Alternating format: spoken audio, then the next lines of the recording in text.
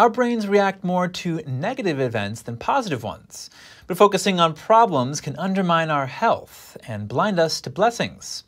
Let's find a way to improve. Here's NTD's Gina Marie with Strong Mind and Body.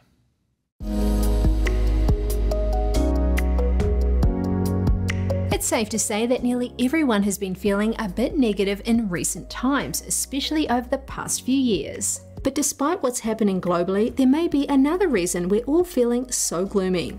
And interestingly enough, it's in our brains. Research has shown that our brains react more strongly to adverse events than positive ones.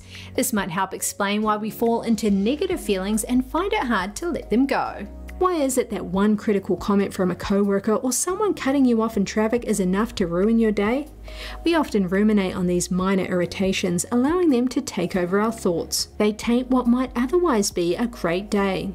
So why do our minds seem to focus on and place more importance on bad things instead of good things? Science suggests that we have a bias. Abundant empirical evidence indicates that humans tend to focus on, learn from, and use negative information from their environment. They do this far more than using positive information.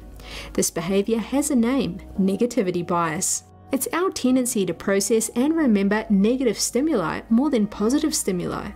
That's right, we humans dwell on adverse events. But the good news is, this bias can be helpful. Our not-so-distant ancestors lived in a world full of physical danger like animals, the cold, starvation, and war. It required that we be extra vigilant about personal safety as a matter of survival. There are fewer threats to our personal health and safety these days. They are usually less catastrophic, but our brains continue to look for new things to worry about. As a result, we constantly scan for dangerous situations and expend a lot of resources focusing our attention on them.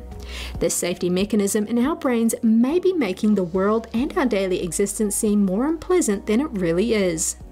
Our brains are hardwired to pay more attention to negativity. This explains why we give precious little attention to the positive things. All of this information isn't meant to feed any negativity, of course. Rather, it can help us to understand why we may easily get stuck in negative loops and find them so difficult to escape. The good news is that we can train our brains to be more positive and improve our health in the process. The first step is simply being aware that our brains work this way. It's helpful to know that you're more sensitive to negative stimuli from your environment and tend to lock onto it. The negativity bias shows that bad things have 2, 3, or 4 times the impact of good things. If you're stewing over a passing comment from a friend or fixating on the latest catastrophic news events, just stop. Tell yourself you need to look for some more positive news. You could also go outside for a walk or listen to some of your favorite music. Do something that will make you feel good. Changing your environment and stimulus is also hugely helpful. It can pull you out of the cycle you may be stuck in.